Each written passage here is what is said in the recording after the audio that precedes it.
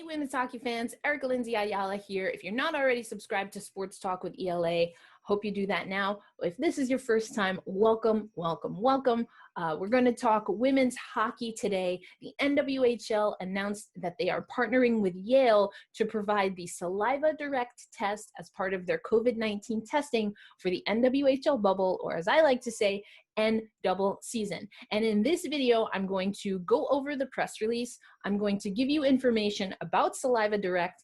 I am also going to give you information about other COVID-19 tests and, of course, give you a few questions or things that I'll be watching for as we get more news leading up to the NDubble season. So let's get into the video. The NWHL announced today that they were going to partner with Yale for the Saliva Direct COVID testing. So this will happen, and this will be how the testing for players and staff is done in the NDubble, the NWHL bubble. So this is a partnership again between the NWHL and Yale. This will be the first women's pro league to partner with Yale for Saliva Direct. It is worth noting that the NBA bubble that had no positive COVID cases partnered with Yale over the summer.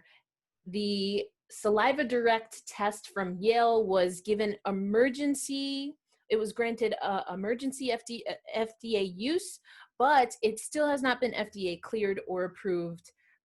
But the emergency use is good to go through the FDA. Again, the Saliva Direct and Yale have partnered with the NBA, and so there have been about 500, I believe it was, players, staff, etc., through the NBA that helped to refine the testing. And from what I gather from the NWHL release, Yale is also partnering with the NWHL to do something similar. National Women's Hockey League is working with Yale to provide a saliva-based COVID-19 testing for players and staff during the upcoming season and the Isabel Cup playoffs in Lake Placid. It goes on to say, and I think this is important, that there will also be the nasal swab testing that will happen for the NWHL. Additionally, NWHL and Yale Pathology Lab are working jointly on quality improvement initiatives, which involves obtaining paired saliva and nasal samples for NWHL players and staff for dual testing purposes. Again, this is the Saliva Direct test. It has emergency FDA approval, but it is not overall approved by the FDA. I'm not really sure what that means, but it sounds like an important distinction to make. I do know that there are other saliva tests, including from the state of New York. And of course, Lake Placid is in New York.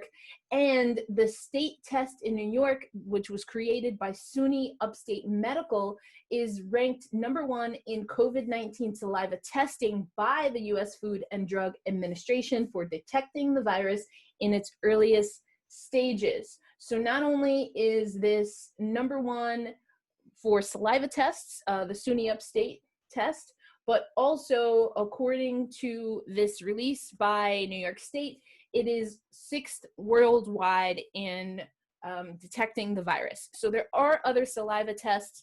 What I did see I watched a few videos of people spitting into test tubes to do this video. With the Yale test, it's a small little spit, and I will link that if you really want to check that out. I also know from covering the WNBA, and Bella Allery showed her saliva test, and she had to fill up the entire test tube. I'm not exactly sure if that is the SUNY Upstate process. I wasn't able to look and see that. And again, how many spit videos do you really want to watch? But so I do know there are a few different ways to do a saliva test, just as there are a few different ways to do a nasal swab. What we do know is that while we see the ranking for the SUNY Upstate test, Yale is saying that this test, the Saliva Direct test, has a 94% accuracy as of right now. Some of this information, of course, came out in August. And again, they've worked with the NBA since this, of course, the testing will be happening for the season. I'm not sure if the testing has already started with Yale, but definitely will start in January when the season gets started. What I wasn't able to locate is how long the test results take. I know that that varies with the different tests. For example, I've taken 2 COVID tests. I took one in October, and I want to say maybe within a 72-hour time frame. It was a quick nasal exam.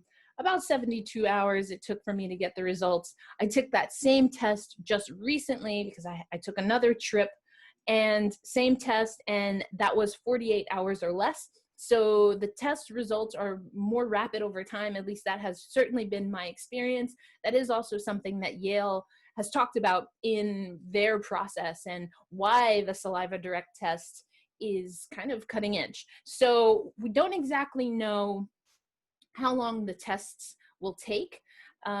If they're also doing a nasal swab, I'm guessing they could at least get the tests within 48 hours. Now that's going to be interesting because at least in the WNBA, the NBA, I believe, had the same policy. Players had to receive a negative COVID test.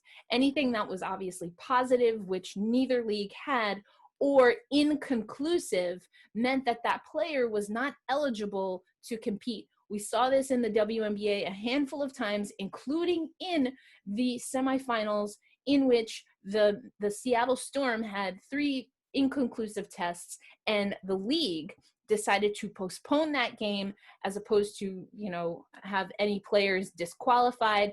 It turned out that those tests did, after more testing, come up positive. So again, no negative tests in the NBA or the WNBA, but those are still some things that I'm curious about when it comes to COVID policies, procedures, and testing, because I've spoken to a few players, and this will be a different season now that they are in one single site, and it's a very condensed season. That means that the games will be just like we saw in a lot of other leagues, almost every other day. So it's a very compact season. Getting the testing and having enough time to make sure that all players remain eligible to play is going to be important. But then also, what does that eligibility look like? So I think this is good news. Again, I'm certainly not a doctor, but I thought it would be good to give you just a little bit of information that is out there.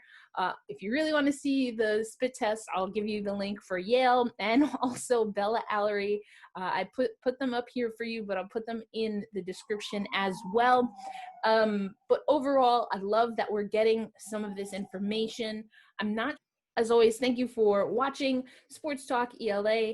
This is just one example of videos that I do. Updates on pressers, give you a little bit more information from what we're getting from press releases. But of course, we have the Founding Four podcast. We've got social justice in women's sports and a lot more. So make sure you are subscribed to Sports Talk ELA. Of course, ELA, that's me. And we will see you in the next video. Also, before I go, shout out to Playa Society and Ari Chambers. I got my Break Ankles and Shatter the Ceiling shirt, limited edition, long sleeve. This thing is soft and smooth. Love it. As y'all know, I love a strong crossover, so had to give some love to Play Society and Ari Chambers. Of course, you can follow Ari and her work right here, and more information about Play Society in the description. All right, Lindsay,